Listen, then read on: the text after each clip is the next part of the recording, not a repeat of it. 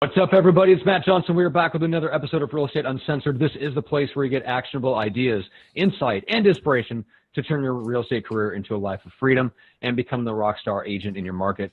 And we're going to talk about a few things today. We've got a lot of stuff on our mind. We're going to talk about why you don't need to concentrate on having multiple streams of income, when you might want to shift to thinking about multiple streams of income, and why you shouldn't. And then we're going to talk about everything from, Greg somehow like driving around in a Maserati, something about that, and then journaling. We're going to talk a little bit about daily routines. We're going to answer some questions. We've got a lot of stuff to get into, and my illustrious colleague is along for the ride, as always, my co-partner in crime, Greg McDaniel. Greg, what's up? Dude, yeah, great day, dude. We did the podcast. We did the PSL girls training, which was awesome, by the way. Girls are just killing it. Had to lay the smack down on one of them because we had to make sure that she does get out there and make calls to people who are dead or spouses that may be surviving their their significant others. Now shaking his head in utter disgust at me right now. But got into the office, and one of my buddies, Jared, came into the office. And he was like, dude, I got a new car. You got a brand new Maserati. So Chris and I immediately jumped out of our chairs and scampered out the door. We thought we were just going to look at it. And we went then and drove it around and ran into none other than Matt Cain, the baseball player in Alamo. And Chris is a buddy of his. So we showed off the car and have fun. I'm like, well, this is pretty cool. I got a Maserati and a baseball player. Happy day to me.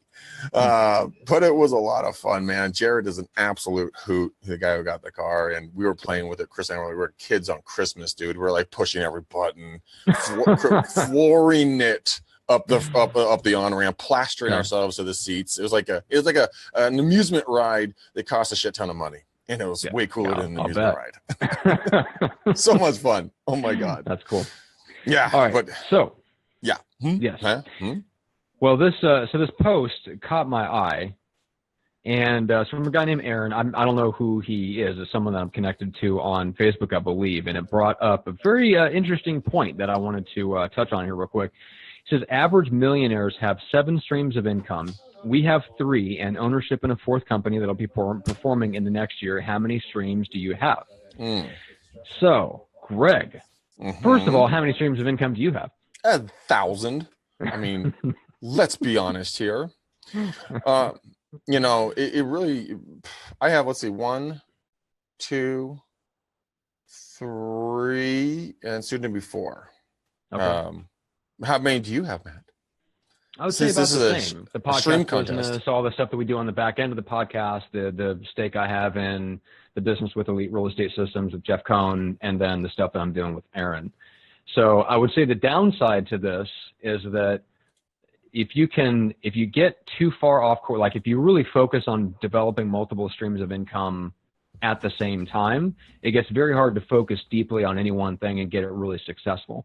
So the word of caution that I have for agents is, before you focus on developing another stream of income, make sure that the first one is actually working. Yes. You know what I'm saying? Like, Greg, your primary stream of income is your real estate business. And now this that we do on the side is a side thing that you do, the supplements. It's an additional, but you've had 18 years of practice to make sure that your primary stream of income is secure.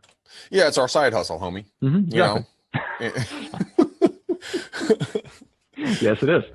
You really do. You can't go after. You can't be an inch deep and a mile wide. That's not going to bode well for your overall financial, income. Lock it down for whatever you're going to need to do on a daily, monthly, yearly basis. And then once you have your needs met, then go out and feel free to develop an additional couple, 1, and then 2, and then 3, and then so on and so forth, up to 7, 8, 10, 100, whatever it's going to be, streams of income. But make sure you go deep on each vertical, so that you don't, go this way versus this way. And everyone who's listening to that, I just went, horizontal, then vertical. So you don't want to go wide. You want to go deep on each one of them. Yeah, I mean, if you really look at the people that make the most money, there's a couple things about them. Number one, they do go deep on one thing. They have something that's like the engine of their wealth, whether that's, and most of the time that's not real estate in the way that we think about it. So when you hear all this stuff about, the people become millionaires through real estate, that's there's a lot of millionaires that have real estate. Almost every millionaire you will meet will have real estate. That does not mean that's how they acquired and built their wealth initially.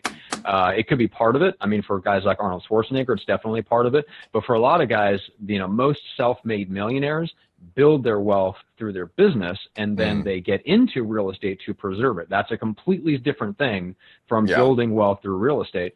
And they pour everything. Guys like Elon Musk, they pour everything into one business, everything in his case, to the point of borrowing money for rent, if I remember right. When he started, $100+ million in the account, invested it all into his next venture, then to pay rent, get rent money. But Matt, speaking of multiple streams of income, guys, this show is actually sponsored by Get Now Business. It is our live class that Matt and I do. So it is Get Now Business is in both of our profiles, right next to our names. If you guys are looking for a way to do no door knocking, no cold calling, but get an additional, veins of business, or get your first vein of business up and going, this is the class for you. Guys, go check it out. Go to Get Now Business right now, or getnowbusiness.com, or we're going to confuse you. Getnowbusiness.com. I know that was a cluster. And you guys can watch the video, see if it's for you. The people that are working in it are seeing results within 90 days. They are getting paychecks, and you get access to all of our back library and all of our current libraries for lifetime access for $297. So go take a look at it right now, guys. But this show is sponsored by Get Now Business. That's right. And if you guys are, I was going to say, we're live Monday. The class starts tomorrow. And Greg, we're doing a special little giveaway. We are with one of our previous guests of the show, which we're really excited about. So, guys, so the first 5 people that sign up between now and when the live class starts tomorrow at 9 a.m. Pacific, you get a free copy of James Colburn's Re-Succeed. And guys, that is a awesome book. He sent us some copies for us to give away to our fan base. We want to give them away to you. And Re-Succeed, create an extraordinary life and a future while you sleep by using the 5-minute epic evening ritual. So, guys, if you didn't catch James's episode, go back and watch it because it's phenomenal. And if you guys want a free copy of the book, make sure that you get into the Get Now Business class. Sign up between now and tomorrow morning at 9 Pacific. So, Matt, guys, I have I have the 5 copies right here, guys. They are right here. I will sign them, send them over to you as a little thank you. Not that means anything, but just I would practice my signature in horrible handwriting and dyslexic spelling. So if you want that, if you want a genuine misspelled artifact from Greg, oh man, that's funny. So Jose, isn't Get Now Business another stream of income? Yes, it is. And guess what? We didn't do anything about it until we already had other things up and running. So one of the things, there was a guy that reached out to me who's just about to get his license, and he was already asking about other ways to make money in real estate outside of working with buyers and sellers. That to me is not a great indication. It's an evidence of a lack of focus already going into it. And Greg, if you're going to really make it in real estate, I think you'll agree with me. You really have to go in and 100% focus on who you want as clients and do everything you can to get as many of those people in the door. The more you split and dilute your focus up by I kind of want to work with buyers, but then I'm also going to go a little bit with sellers. And I'm also going to maybe toy around with some other things to do part-time and all this other stuff. I cautioned him against doing that, and because it's going to dilute his focus and make it less likely that he actually gets off the ground quickly. Yeah, no, 100%. And another thing, guys, what I'm doing when I'm to get clear on that kind of stuff to really get going, I got myself a journal, which I just started from bestself.co. And it's my daily journal. I was showing this stuff to Matt. And it's really helped me get centered and help me really understand where I'm going, how I'm doing it, what do I want to achieve, what are the action steps I'm going to take. And guys, one of the action steps is I want to increase my production on a monthly basis to a certain number. I wrote the number down here, and then I wrote in the action steps. And I can tell you right now, I've already taken action on it, and I have 2 meetings set up with people that may have referrals coming into me, and these are from agents from out of the area.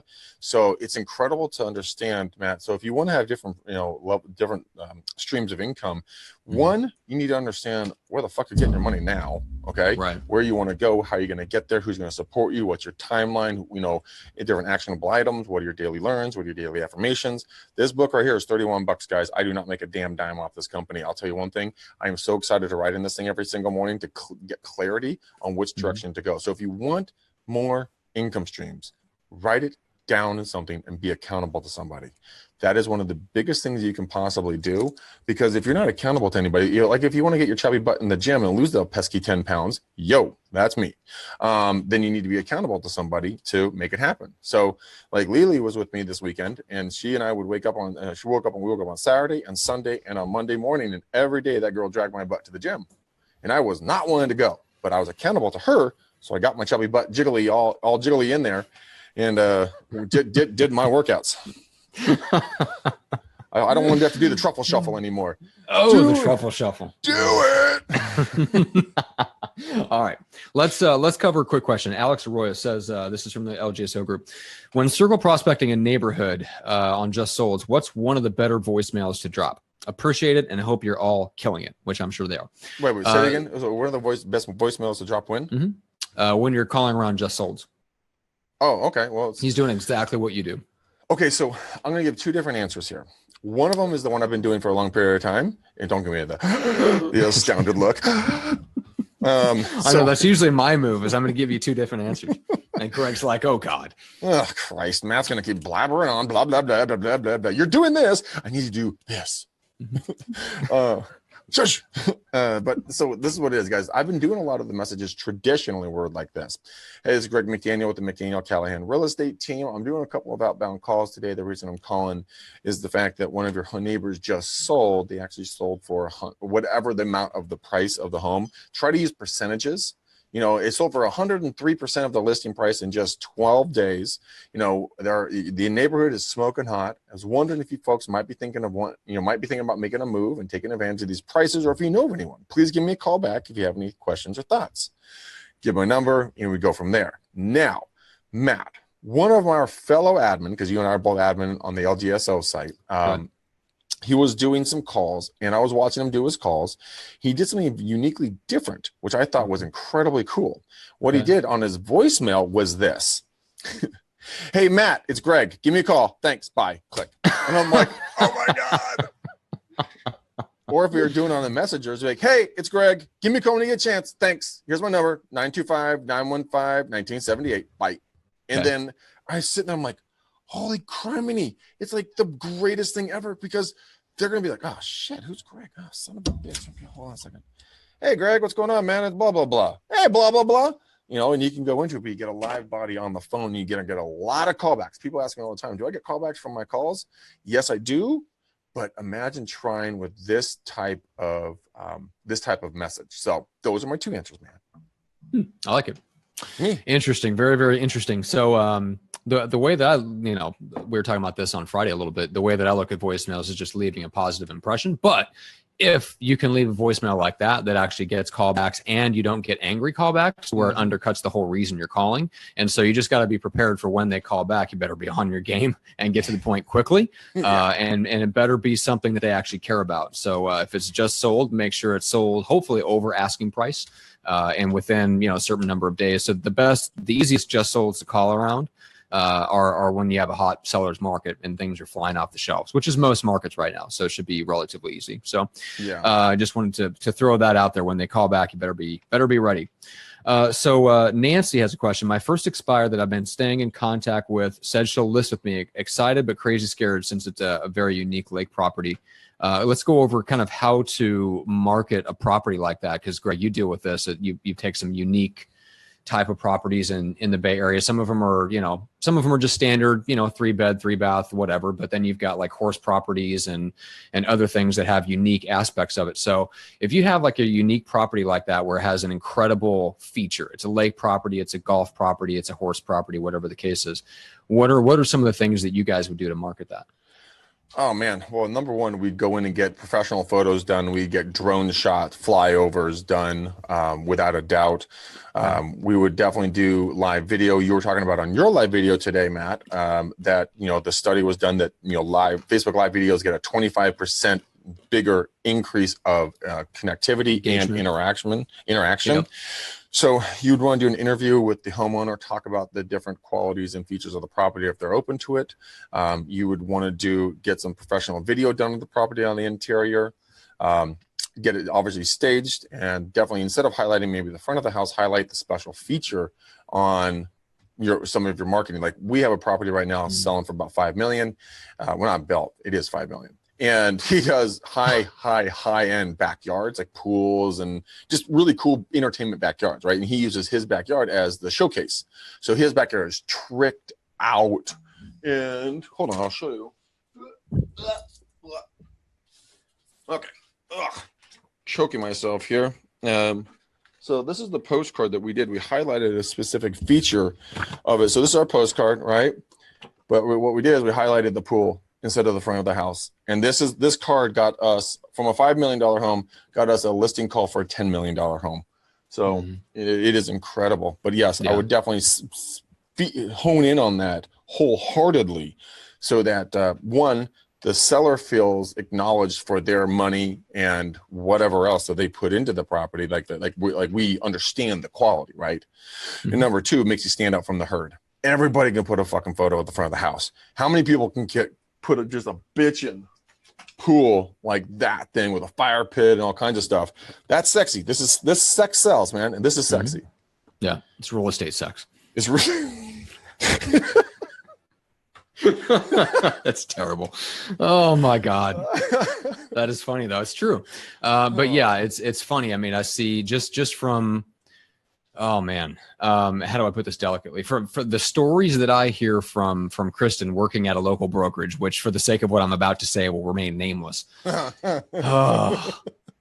She does the graphic design and some of the marketing for them, right? You'd be, I think you and I, absolutely, and maybe not some of the agents that listen to us because maybe you see this going around your office, but when she comes home and tells me about some of the listings that cross her desk, like she's the one that posts new listings, right? Yeah. And she'll get $500,000, $1 million listings and up that cross her desk with crappy photography, crappy copywriting.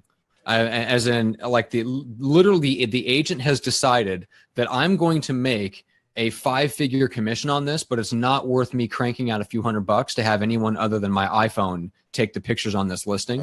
I mean, it makes you want to absolutely smack people because this is real life. Like people are really it really comes down to how does the home look both, on the website, on the MLS and things like that. And I mean, come on, it's a few $100 for professional, like daylight and twilight photography. And it should be the minimum standard for especially luxury listings. I mean, even for most, let's say if it's $500,000, I would say that's not really true luxury out in California. For you, it's a condo. For me in Temecula, it's, a 4-bedroom house as opposed to a 3-bedroom. And so, I mean, we can get pretty quickly up into the $500,000, into the $1 million range. I mean, that's a pretty nice commission. And you'd be amazed at what agents are not willing to put into what might turn out to be a $10,000 payday for them.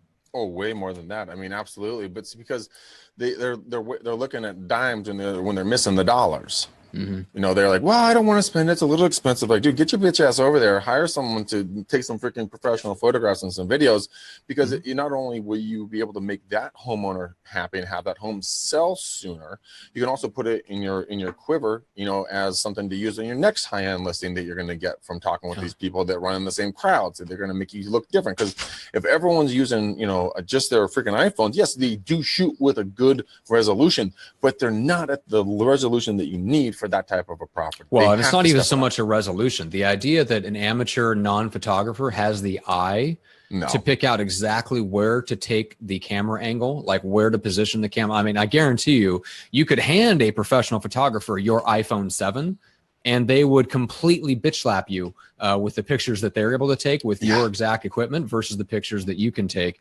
So it's not even so much that, although their equipment is better, and then they're going to run it through like Adobe Lightroom and Photoshop and all this stuff to punch it up even more. Like that, Greg, that photo that you showed us is punched up. Like that has been run through something like Adobe Lightroom to really accentuate and saturate the colors. And I mean, it's way beyond. If you stood out there with the exact same lighting with your iPhone and took a picture from the exact same angle, it would not look that good. No, not a chance. And the professional guys will shoot through that house so quickly. Like our guy will blow through a house within 10 minutes. He'll be in and done. Nice. And the things come out just beautiful. And then you want to deliver something like this. nice high-end glossy flyers with all the pictures. This is something that higher end sellers are going to want to see because it looks good, it feels good, it sounds good. Yeah, it does when you put a stack of them. It literally does. And it's the thud factor, which we've always talked about. Yep. But yeah, I mean, you gotta go above and beyond. You have to be something that's different and not the norm. End of story. Yep. Exactly. Pablo says, I hire photographers even for my 300K listings. Absolutely. Absolutely. If you want to actually get them sold. And that's the key. Now, you don't make any money unless it sells. And if you don't have great pictures, it significantly lowers your chance of getting people through that home. And I think it's funny, like agents will, they'll complain about the listing sitting on the market and what do I do now? And I need to get the sellers to take a cut. You earn the right to ask for that when you've done everything on the marketing side that you possibly can to put buyers through that home. And until you've done that, you don't really have a right to ask them to reduce their price on their home and cost them thousands or even $10,000 on their home equity when you have them put in a couple $100 for photography. Yeah, I would 100% agree with that. And then always go out and try to do something new and different. If you just flat out cannot afford the photography, you have two options. One, partner with someone who does, split your commission, keep your brand, top shelf. Or two, if the seller doesn't want to have a partner, they just want to work with you, then do multiple live videos to Facebook, to Periscope, to Instagram, to get the word out that direction so you can answer live fire questions. But as soon as you can afford it, guys, and I'm not saying optional afford, like I'm saying like you got $50 to your name, you're dirt ass broke, and this commission is going to put you back on the map. And when you get that commission, next listing you have to do professional photos. Yeah. And agreed. Oh God, dude, I mean, if what I'd like you guys to do, if you're listening to this live or you're listening to this on the podcast, guys, you send me a Facebook message with a picture of the worst MLS listing that you can possibly find. No address. I just want to see the ugliest MLS listing I can possibly imagine. I have seen some funny ones where there are adult products left around in the background in the bathroom photos. It's like, whoa, is that a? Yep. Wow, that's a. Wait, is that a swing back there? Is it a swing? A gag ball. It's a gag ball. Yeah. But yeah, that's funny. Send that to me, guys. Put it in the notes of here if you guys are on the live. PM me on Facebook. I want to see these photos. Matt and I will show these. They will be epic. And this is what not to do in real estate. That's right. All right. I love this next question. So I'm just going to throw this out. This is a little bit on the sales training, but it gets into the client management, gets into expectations. So here it is. Judy says, what do you do with a seller who tries to micromanage their listing other than fire them? My client tries several times a day to contact me, wanting the wording in the MLS to be changed, wanting the signage out front to be different. Any thoughts on how to handle that? Greg, I'm sure you encountered this. Not necessarily. I mean, it's a little bit more in the higher price points, but you can encounter this type of person at any price point because it's a personality thing too. Greg, how do you handle that? It's client control right up front. I mean, you need to ask people, you need to stroke the ego, let them know that they are the most important thing on planet Earth and that you love their input, and you ask for them to give you their input up front because you don't want to miss the market. You want to make sure that they have the best impression right off the bat. But let them know, guys, hey, this is the only time we can change the sign. This is the only time we're going to change the verbiage because once they get printed or once that sign's there, it's going to be an extra fee to you to change it. So let's make sure we get it right the first time. It's all about client control and setting the appropriate expectations. The reality of the fact, I don't have a flyer anywhere near me. The reality of the fact that verbiage on the flyer is going to in any way dissuade or persuade someone to not buy or to buy that home is asininely stupid. And if the sign isn't in the precise geographical location that they want, it's not going to make a difference whatsoever. It's what you do on the other side. It's your photography. It's going to be, your live videos. It's going to be your networking, your calls, your mailers, your doors, all the other prospecting and networking that's really going to make it happen. The large majority of it is going to be online. So you need to let the people know that up front. The guys, 99% of the people are going to be coming from online, and they won't see the sign in the front of the yard, and they won't see the flyer. So let's get it done right for the people who do, but that's not where the majority of our buyers are going to be. And as soon as they understand that, because a lot of times, a lot of sellers still seem to think that the buyers come from driving past the sign. They do that. I said do again. They do that. But the majority of the time, they're hitting them up on Zillow, Redfin, Trulia, Realtor.com, and the list goes on and on. So if they don't know that, please inform them. But that's generally when I work with someone that is anal retentive. First, I want to throat punch them. Second off, I take a deep breath and we go back and get it done the right way. Like one of our clients right now, I went and did open houses with him all weekend. He did not want an open house sign. He did not want a sign in the front yard, but he wanted his flyer to be changed because they changed some of the rooms. They didn't like the shots of the backyard, so we had to tweak it for him. But in reality, that was the first round. We hadn't gotten the flyers done yet, so that's the one time we're going to do it. Now it's done. Now he's going to be a happy guy. But we let him, fuddle around with it. It took too long. So we're on the market, and he doesn't have the new flyers. So we need to get them down to him. So that's what can be the other side. If they dick around with it too much, and they wait, then they're not going to have the flyer on site when the home hits the market. So there's lots of things you can do with them there. Okay. So client control up front, make sure they understand what actually brings in buyers, which makes sense. Mm-hmm.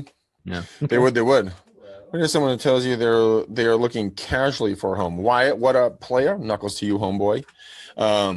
Wyatt's hilarious, dude. He's getting into this business. And Wyatt, I will not disclose certain parts of the story. But Wyatt, I do believe you may have found your clientele from the folks that you've been running into, and I would market strong and hard into that demographic, my friend. And I think you're gonna have a flourishing real estate career here very, very soon. And yes, I am looking casually. When they're looking casually, they are going to be. Yeah, I thought you might like that.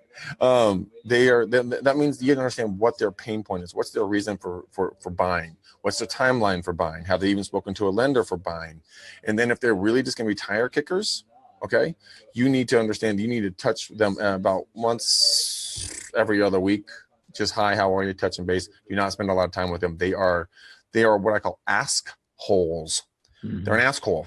They keep on asking and asking and asking. It goes in one deep hole and never comes back out. So be careful of ask holes. Yeah. Agreed. Oh, okay. So Wyatt says I can divulge it. He has been approached multiple times by gay men who want him to work with them, help him buy houses. So, and he lives in the Palm Springs area. Go get him, buddy. All right. Hey, what's that show? Family Guy? No, Modern Family. When the real estate agent on that show, his little shtick are divorcee women. That's his the go-to thing. Okay. Have you ever seen that? Go get him, Tiger. No, I watched that. So damn funny, dude. All right. So, a couple questions. Number one, Pablo, who's with us live, says, "Are you guys seeing more standard sales or short sales and distressed sales nowadays?" I haven't heard of an uptick in distressed sales yet. We're not really, from what I can tell economically, we're not at that point yet. Even in the hot markets like San Francisco, Vegas, San Diego, Right, but I have heard of some big ticket trainers, Matt, one of the guys that you used to do podcasting for, mm-hmm. And we've been on his show, and he's been on our show. He is going to be launching a short sale program very soon. I've been hearing a lot of rumors of, people who are in the know are prepping for short sales to start happening. So if you guys like that, go work with the banks. Go figure out who you need to meet and greet and wine and dine. Get going. I know we're going to start doing that. I guarantee you we are. Because I'm not missing the boat the second time. No fucking way. Yeah. Having ramen every night sucks. Yeah. You start building the relationships now, and guys, start building the track record now in terms of what your evidence of success is with listings, because banks are going to want to see that. They're going to ask you, what makes you different? How are you going to market the properties? And you better have an answer for them. So start getting that together now too. All right. Question from Chad. This is from the LGSO group. It says, when door knocking to promote your open house, how many days before and typically what time would you door knock? Okay. It's just for an open house. For an open house. So you can do it in multiple different ways. I mean, something that you might want to do is either, depends on what you want to do, either on Saturday or Friday afternoon or Sunday morning, go out and door knock around the property, inviting people to the open house. That would be my recommendation.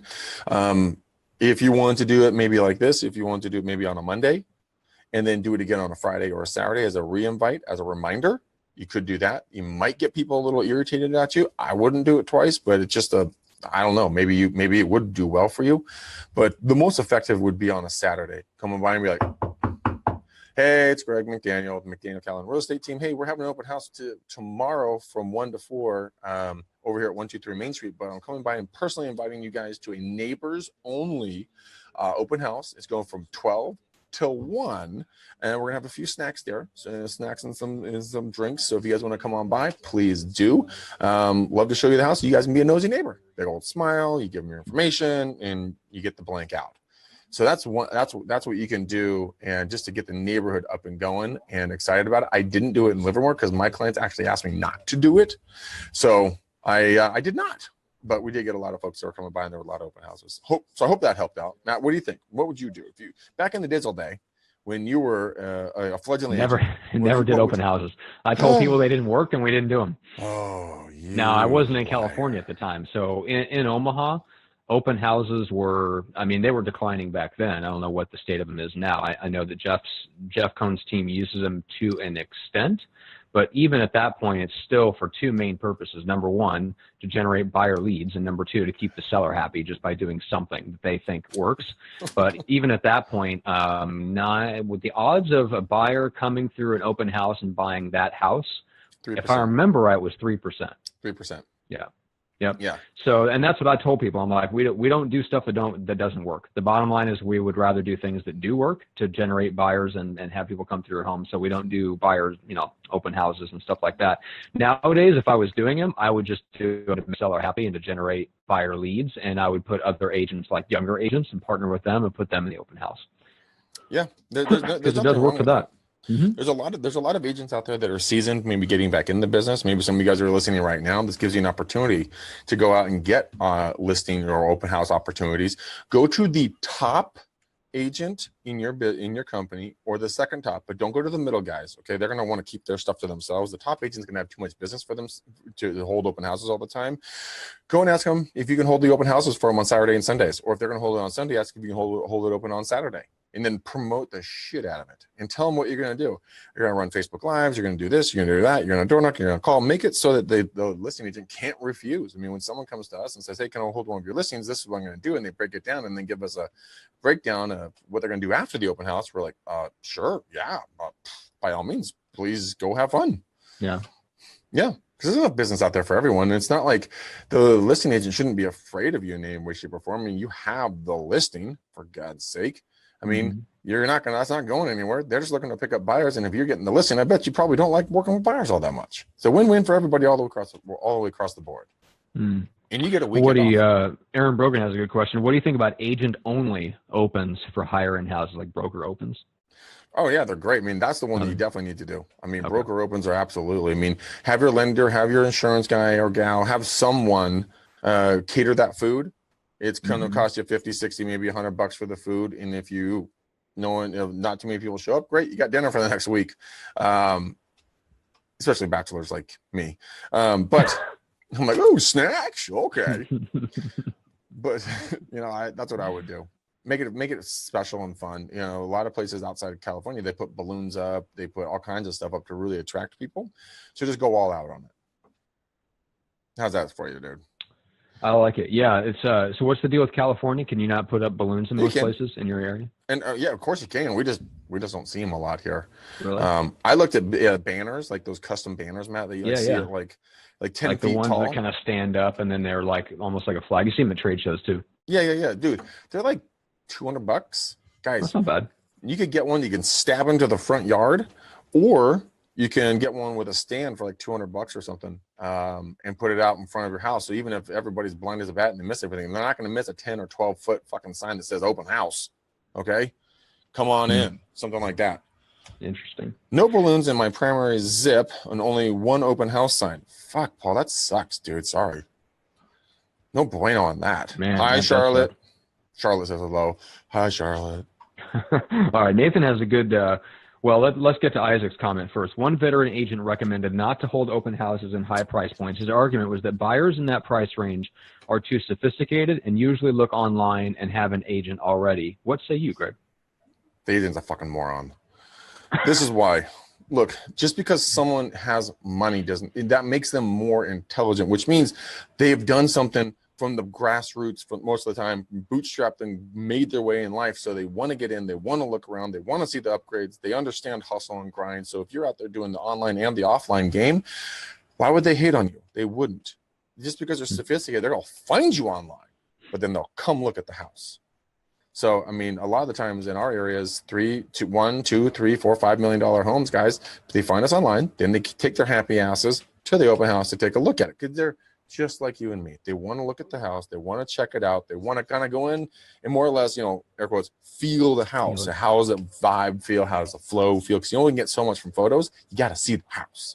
Yep, 100%. Agreed. Yep. And until we have a full-on virtual reality where you can get a feel for the house, I think things will continue to just be the way they've been. I don't see any massive seismic shifts in people's behavior when they're looking at homes until something like that becomes a reality, where you can really put on a headset and feel what it's like to be in that house. And we're not at that level yet. That'd be a trip, dude. Be a trip. God, just download files to you, Julie, and your 3 obese little wood denting babies. So you guys. I can't be loading them. It takes forever to get them. I gotta put them by crane into the back of my Ford F-350 dually. I mean, it's a lot of work to get them out of the house. All right. So in the explanation I have to give to the other listing agent, why are the floors dented? I don't know. It was like that when they got there. That's right. All right. Nathan Smith says, what about Gary V's direction for today's agent needing to be the digital mayor of the local area? Would you stop door knocking entirely? And I'll take this one first, Greg. Okay, go. Matt, what would you say first on this? Well, because digital mayor is a strategy, but you still have to get people into your whatever your primary means is of keeping in touch with them, whether it's your email list or whether it's your Facebook group. And what better way to do that than to go out and personally meet people and make a connection and then invite them into you meeting them digitally. So one of the interesting things about mastermind groups that the guys like Frank and Viral have learned the hard way is that when you get a group of people that are communicating digitally, even if it's over a video conference, the only way to maintain that sense of community and connection is to get them to meet in person first, right? Yeah. So, yeah, the idea that you can be a digital mayor in lieu of ever getting out of the house and meeting people are insane. And even I, the supposed agoraphobe of the show, will be the first one to tell you that I want to get out and I want to meet my clients and my prospects and stuff like that in person. I literally just went down to San Diego here on Thursday of last week to meet with a potential client because he wanted to get together in person, and I respect that. He's an hour away. So what? No big deal. I go out and I make time for him. So even me, the agoraphobe, supposedly, am willing to go out and meet people in person because I know how much of a difference it makes to get there and see people and get a feel for their body language. You get a feel for how they respond to you and how you interact and how you connect. There is no substitute for that. What we're doing right now is the closest equivalent. And even that, it's not the same as, Greg, you and I hanging out in person. No, not at all. And I totally agree with you. It's still belly to belly, face to face. I think that I'm reading the Thank You Economy right now that Gary Vee was talking about, and that we may be referencing that from. But you can be the digital mayor, but you also need to be the in-person mayor of information around the city, and around the marketplace and around the property. You need to be a source of knowledge for people. You guys can go to neighborhoodscout.com. I'll put the link in here. And it is where you can get the information about the neighborhoods if you guys are new in an area or just don't know where to look.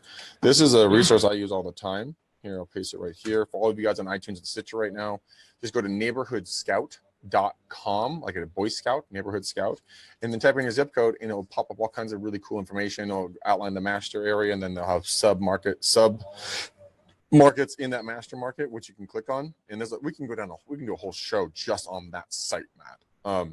On Neighborhood Scout? On Neighborhood Scout and what it can do and how you can leverage all the information and blah blah blah. But that's how you become the mayor, both digitally and in person when it comes to content. Yeah, that's a good point. I don't know how many people are going to believe that you're the digital mayor of your town if all the digital content you put in is from your basement. No, you can't be. I mean, you've got to be. You're going to have to hire a team. I mean, keep in mind, like Matt, you said 100 times, Gary Vee's got a whole huge team behind him. Yeah. So he can be the mayor. He has people on staff full time, always following around, writing, rewriting, posting, editing, recording. He just does his thing and, Dan's up, dancing monkey, go. and then all the work is done behind him. Now, not belittling him at all. He's done some really cool stuff, but you're not probably at that level of him, of Gary yet when it comes to staffing. And that's, you got to keep that in mind. Yeah, exactly. All right, we've got time for a couple more questions here. So guys, put them in the comments here on Facebook. Just wanted to read Paul's comment here because I agree. In my experience, it's the lower end clients who have all the answers and know better than the pros. The higher end understands the value of outsourcing to a professional, and I 100% agree with that.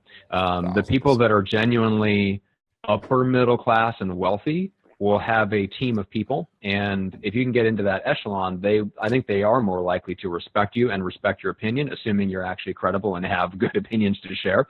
But if you're a consummate professional, yeah, I think the higher end is even more willing to trust you and let you do your thing, versus the people that they don't understand business. They really don't understand life. They're sheltered from the way life really works by working a corporate job.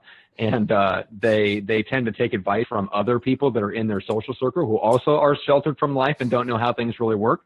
I 100% agree with that comment. What do you think, Greg? Oh my God. So true, man. I mean, we have had clients that are on the more affordable end of the spectrum, let's put it that way.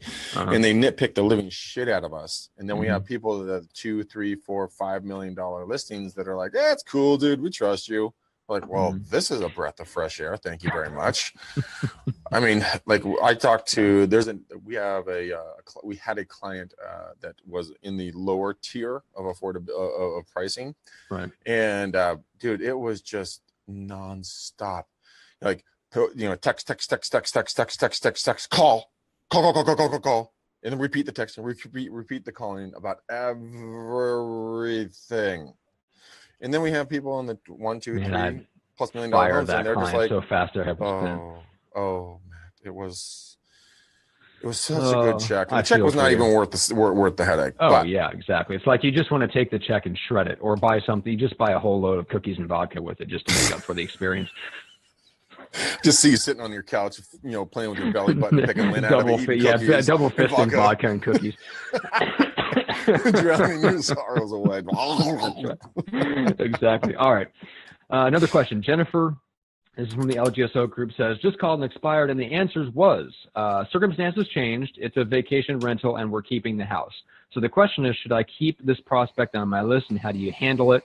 I've got my opinion. Let's hear yours, Greg. Vacation, their claim that they're going to keep it and use it as a vacation rental. Follow up with them every quarter. If circumstances change, first figure out what the circumstances are. Understand why they changed their mind, and then see if maybe you can help them rent it out so you get some sort of an income from it. Now, don't property manage it. Let someone else do. That's a whole new liability and headache stream. And you just help them find the right people if you can. But that's my take on it. Matt, what's yours? Well, mine was, this is essentially the same thing as an objection saying, well, I'm going to rent it out, which is, and the response to that is, great. Have you ever been a landlord before? Is that something that you've done, or do you have other rental properties? And of course that gets them to admit, well, no, we're just, like this would be our first rental property. You say, okay. Yeah. And in the case of a vacation rental, I'd handle it a little bit differently in the sense that I wouldn't go right for the jugular and emphasize just how tough it's going to be a landlord. I would go more for the angle of, hey, do you have somebody lined up that's going to handle all the booking and deal with the vacationers? And if it's a no, or if you sense that it's a no, even if they claim they have somebody, if you don't think it's genuine and this is all just like a smoke screen to kind of get you off the phone, then I would just offer like, hey, can I know a ton of people. I'll go through my Rolodex for you. Do you mind if I give you a follow-up call with the names of a couple of people that'd be better positioned to help you out if you go that direction? Yeah. I like it. I like that a lot. So guys, Nathan Smith, thanks guys. I'm 100% belly to belly kind of a guy. And marketing digitally is something I know nothing about. So Nathan, if you were to go to either Facebook or go to the web, go to Social Media Examiner. Social Media Examiner is a fantastic organization. They have a newsletter, a podcast, and they have a live show, and they have a live network, a huge event they do in San Diego every year. Get everything that they have. Their free content is redonkulously amazing. The email comes out is several articles. They have a live show every Friday at 10 a.m. Pacific Standard Time. I'm always watching it. It is literally up to the moment, cutting edge technology and marketing tips that you can do. You can take and put it into your real estate side, and then the podcast you can binge as you walk. Walk and drive to and from showings. So start there for sure. And you guys can go back on a bunch of our podcasts here. We talk a ton about different marketing techniques and strategies you can do. If you have literally zero money, get on Facebook Live on your phone. Start, go to neighborhood. Yeah, social media examiner. Exactly, Nathan. Exactly. And start doing Facebook Lives about the neighborhoods, about the area, about the city. Talk about the content that's in the neighborhood scout data. Make it seem as if you are a wealth of knowledge, even if you're not. Just by doing content marketing will far surpass advertising over the long term play. Now, if you have a few bucks and you don't want to know about it, don't try to fucking relearn it, okay? Go hire Gene Volpe or someone like that. He's our little evil bald ninja genius when it comes to social media stuff and getting leads there. But go hire someone if you have a few extra bucks. Go hire viral marketing that can produce all the videos and push it out to your database and give you click reports and show you all that back end stuff right there. And Frank Klezetz, did I say his name right? Klezetz, right? Yeah. Fuck yeah, man bear. Frank Klezetz is like a master script writer. He can really, really, really help you guys increase your click rates just by sending out his email that he sends out. Was it 3 times a year, Matt, or 4 times a year? The pure written one. 4 times a year. So yeah, go check. That's my opinion. Matt, back to you. Yeah, it's Paul has a good comment here. He says it sounds like our new, like, the system is streaming the volume inconsistently, and you're right, it is. We don't know what it is, but it's something with Zoom, and so we may have to switch back to our old system because it's something we've run into before and we don't have a solution for it. But yeah, you're not imagining things. That is Greg's volume going up and down gradually. So we're working on it. So probably one of the last questions we have time for. Bradford says, I feel that the market is soft right now. How would you handle that objection? The market is soft right now. What do you think, Greg? The market is soft right now. Well, soft like lack of buyers or soft lack of product? Which Good one question. is it? Yeah. I mean, first on which one? Okay, well, if you're lack of buyers, well, then you need to price your home appropriately so you stand out from the rest of the homes. If there's 200 homes and you usually have 40, well, it's a saturated market. It's going to be soft. You're not going to be moving anywhere, right? Okay. Give it a blue pill. Thanks, Paul. He said to give our signal the blue pill. Okay. To really stiffen it up. Oh man, that's funny. Oh, thank you for that one. Penis humor, always good. Mouse pinch. God, it took me 51 minutes to get that today. Oh Jeez. man, it wasn't even you. It was the listeners, Pablo and Paul, going back and forth. It's Yeah, funny. Pablo says soft equals low inventory. Paul Franklin says referring to the soft market. Yeah, well, there's a good comment here on that original question. Glad you mentioned just what makes you believe that the market is soft right now. Just kind of get a sense for what their market knowledge is, because who knows where they're getting that idea. It could be from a knucklehead agent. It could be from person down the street that listed their home and couldn't sell it because it was 10% overpriced. I mean, who knows what they even think soft means. I'm assuming what they mean is not hot, as in there's not a lot of sales taking place. Or flaccid. I mean, or flaccid. Exactly. I have a flaccid market. Exactly. Yeah. And right now, I'm assuming what they're probably talking about is it's a seller's market. There's not enough inventory to go around. Right. Yeah. Right. Well, you know what? If there's not enough inventory to go around, get on the market ASAP. If you're the buyer, you need to step up your game. If you have to buy a house and there's not enough inventory and you're getting beat out, dude, you got to go balls to the walls, just make it happen. Put your best foot forward every single time, throw everything against the wall and see what sticks.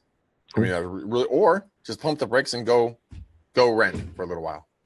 We give them that option, do that scare tactic of like, well, you know what, guys, maybe, if what we've seen in this marketplace, we really have to put our best foot forward. And I know you guys were trying to get a good deal. We all want a good deal. But the sad thing is that I've never seen a seller sell for too much, and I've never seen a buyer buy for too little. So we got to give a little bit here, on one side, if you guys want to get into that home that we've been talking about, or, if you really want to, why don't we just stop looking right now? Why don't we just wait for the market to go by, and we'll see if we can find you guys a house, a couple years from now. How's that? What? Yeah. No. That'll expose their motivation real quick. Real quick. And then you can either fucking quit wasting time with them or go make it happen. One of the two. Yeah. All right. Last question. Chris has a question. When circle prospecting, how frequently will you hit the same neighborhood? Or even better question, how long would you wait until you call the same neighborhood again? At least 2 to 3 weeks. At least 2 to 3 weeks. I mean, I ran into that originally when I was doing Mojo. And what I found was that I got one of my friends, Shauna, who I went to high school with, her mom goes, Greg, this is the third time you've called me in 2 weeks. I will call you when we're ready. And I'm like, okay, sorry. Hung up the phone. I'm like, fuck me, dude. I've got to come up with a better strategy because this shit ain't working. Oh, that's funny. And so what I did then is I extended out my geographical farm from just Alamo and Danville, our two primary cities, and I went north and south. And then I picked 5 different cities, and I call into each city different day. So I do a cycle like this. So every other week, and there's multiple different zip codes per city. So I mean, by the time you get around to calling these people, most likely you're not going to be calling the same neighborhood. Even if you do, and they say, "Didn't you call me like 6 weeks ago?" You're like, "You've got a good memory, ma'am. Yeah. That's good stuff. You're like an elephant. Nothing gets by you." I've actually said that. People laugh. But yeah, I would just kind of spread it out, guys. Spread it out. Okay, 2 to 3 weeks at least. Cool. And I think most of us live in cities where there's enough zip codes where you can do that. And if you don't, door knock, call, mail, social media, network, start again. Speaking of network, Matt, you know what they should do? They should all go sign up right now for Rockstar Connect. Guys, this is the group that I'm using that is helping me do my networking event. And anyone who's local, the 22nd, it's a Tuesday, guys, at 6 p.m. to 8 p.m. at the Sweetwater Tavern here in Danville. I'm throwing a networking event, free appetizers. You got to buy your own damn drinks. But come on down, pass out some business cards, and let's hang out. But Rockstar Connect, really, what they do for $300 a month, they throw you a party, and they get a free location and free food. That's their shtick, right? And they help promote you and market you and get you out there. They have someone fly out to you for your first event and show you how to do it. Guys, I had 70 people through my first event. 70. Lord. That's my first event, right? Man, I couldn't name off 70 people that want to go hang out with you, like out of my entire, like my whole Facebook friend. Fuck you. I knew that would get me the finger. Just for everybody listening on the iTunes or Stitcher version, Greg flipped me off. So, all right, that's Rockstar Connect. Oh, that's funny. Yeah, they did do a really good job on your first event, and you've got your next one coming up on the 26th? 22nd of August. Yeah. So come on by and take a look at it, guys. It's going to be a lot of fun. But yeah, run through those different styles of networking or of prospecting so that you can hit them air, land, and sea.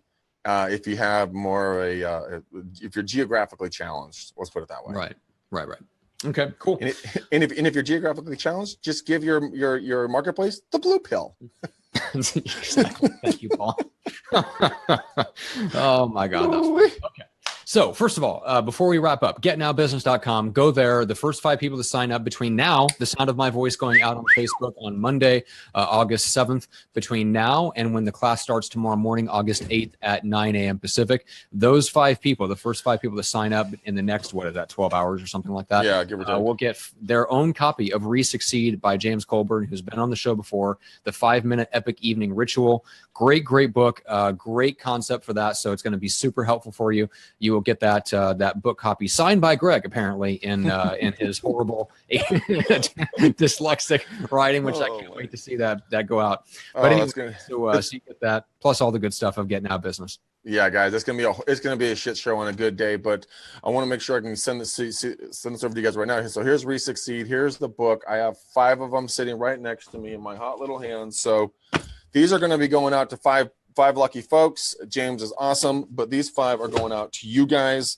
Make sure that you guys sign up. The link is being posted again here for you guys to, that's the right link, into the Facebook group, or go to resucceed.com or I don't know if that's actually resucceed.com. Just I don't know if it is either. I don't know. We're giving bad information out. You can look up the book on Amazon for more information. We don't know what resucceed.com is.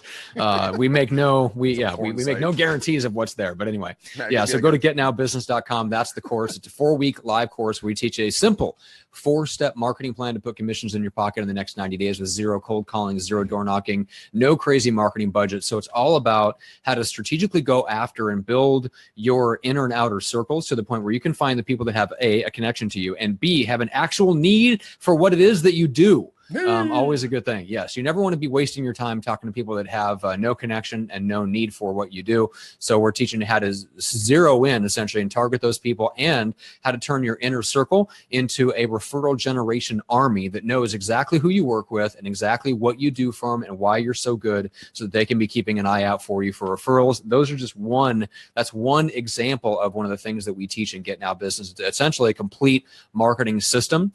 So if you're not the type of person that wants to hop on the phone and make cold calls, if you are, that's awesome. And we've got a training program for that too. But if you're not the type of person that wants to do that, or if you want to supplement what you're doing on the phone with other strategies that don't require cold calling and door knocking, this is the course for you. It's a live course. You get to spend 1 hour a week with us for the next 4 weeks starting tomorrow. So that's the deal with that.